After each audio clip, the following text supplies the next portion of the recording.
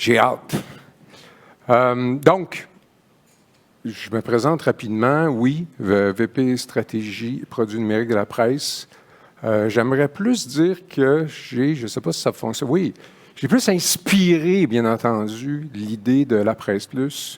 J'ai été une bougie d'allumage, parfois l'essence dans le moteur, mais bien entendu, c'est vraiment un travail d'équipe extraordinaire, de personnes, de talents qui se sont ajoutés à nous, mais aussi de gens qui étaient dans l'organisation, qui sont encore dans l'organisation, puis qui ont accepté de vivre cette transformation-là avec nous. Et j'ai commencé à faire ces conférences-là parce que ce qui m'a impressionné dans le parcours de la presse, c'est qu'on a vendu nos technologies à un moment donné à d'autres organisations, la même technologie qu'on a utilisée, et ça a été des échecs. Puis là, j'ai dit, je ne comprends pas. C'est le même système, c'est le même logiciel, puis j'ai vu des échecs. J'ai vu d'autres organisations qui ont réussi, mais j'ai vu des échecs retentissants.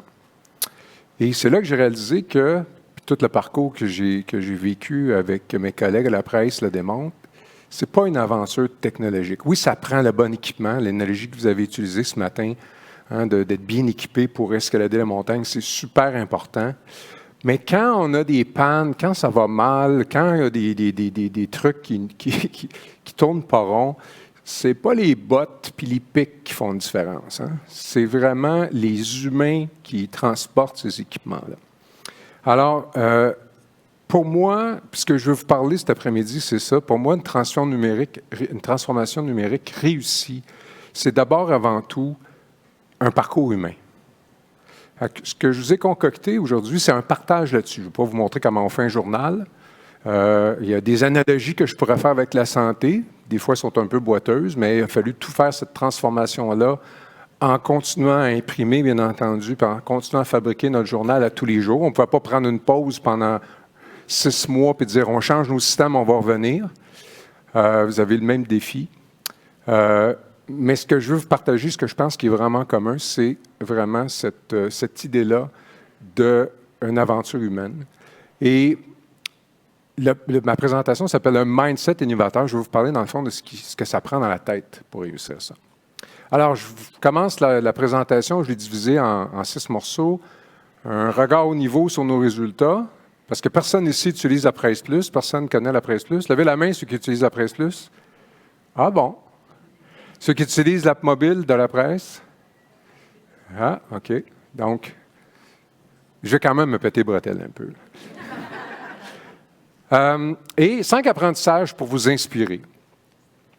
Donc, je vais parler de nos résultats rapidement, puis c'est drôle parce que l'image que j'utilise quand je parle de nos résultats, ce qui est moi qui me frappe, parce que j'ai commencé à travailler dans l'organisation en 2003, mais je connais la presse depuis que je suis tout petit, c'est la bâtisse. Alors, pourquoi que la bâtisse? Jean-Marc, on nous parlait de transformation en nous parlant d'une bâtisse. Tu viens de nous dire que c'était un succès humain. C'est un peu bizarre de commencer par du verre et du béton. Quand cet édifice-là a été construit dans les années 50, 54, le début de la construction 56 qui ont terminé, l'idée de ça, c'était de montrer notre nouvelle technologie qui était nos presses à l'époque. Donc, tout l'édifice est conçu avec un mur rideau, mais en bas, ce qu'on avait, c'était à peu près 3 étages. Si vous êtes passé devant la presse à l'époque, ça existait, vous les voyez peut-être, pour montrer nos presses.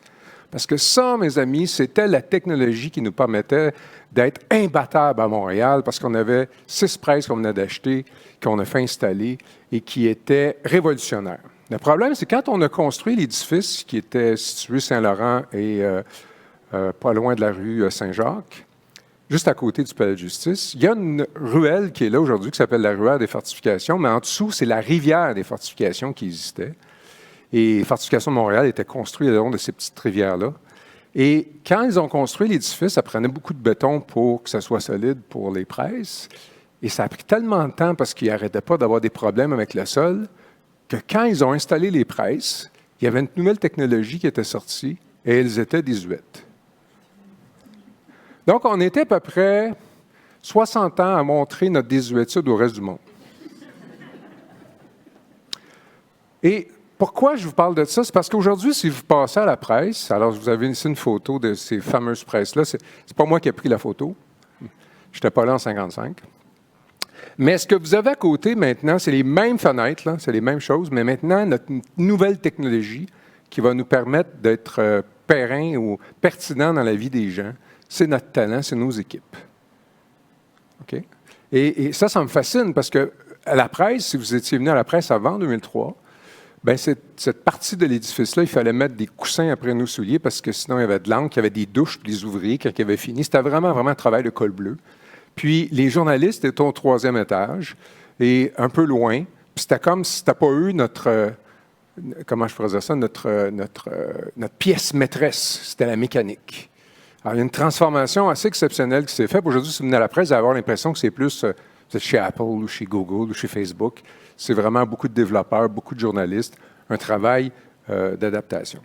Alors, les résultats qui nous impressionnent le plus, bien entendu, c'est les résultats que nos usagers, nos utilisateurs nous donnent, nos lecteurs nous donnent. Alors, sur les App Store,